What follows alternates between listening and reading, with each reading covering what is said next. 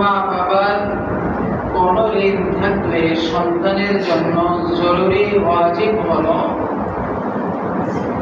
বাবা মার সম্পদ থেকে ঋণ পরিশোধ করে দেওয়ার পরে ওয়ারিশ সূত্রে সম্পদের বন্টন করতে হবে। ঋণ পরিশোধ করার পূর্বে সম্পদের বন্টন কোনোভাবেই জায়েজ নাই।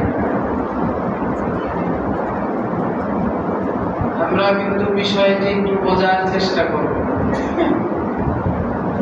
আমাদের সমাজে সচরাচর সাধারণত মানুষ মারা গেলেই মৃত ব্যক্তির সন্তানেরা তার সম্পদ বন্টন করে ফেলে। এই ক্ষেত্রে সমাজে একটি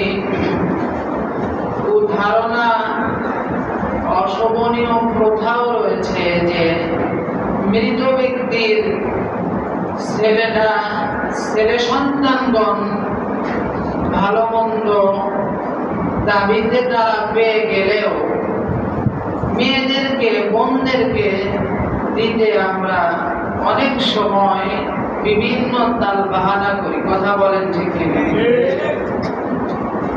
দিলেও সন্তান ছেলে হিসাবে সে যে অবস্থান বা যে পজিশন গ্রহণ করে নিয়ে থাকে, মেয়েকে ওই অবস্থায় বা ওই পজিশনের জায়গাগুলি, মূল্যবান জায়গাগুলি দিতে চায় না বা দেওয়া হয় না।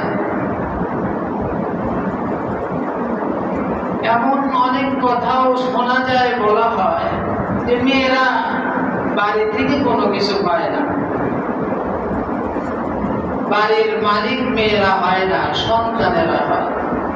এগুলোর সবই নিজেদের স্বার্থন্যাসী কথা।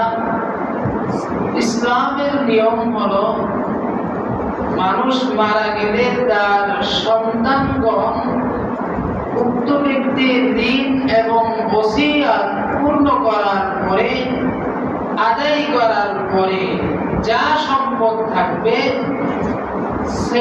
ছেলে 2 অংশ পাবে, মেয়ে 1 অংশ পাবে। সমান হারে এটি বন্টন হবে।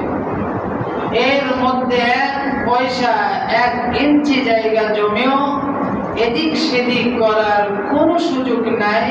কেউ যদি ক্ষমতার বলে করে থাকে তাহলে সেটি অন্যায় হবে। ওই সম্পদ দখল করা তার জন্য হারাম হিসাবে সাব্যস্ত করা হবে।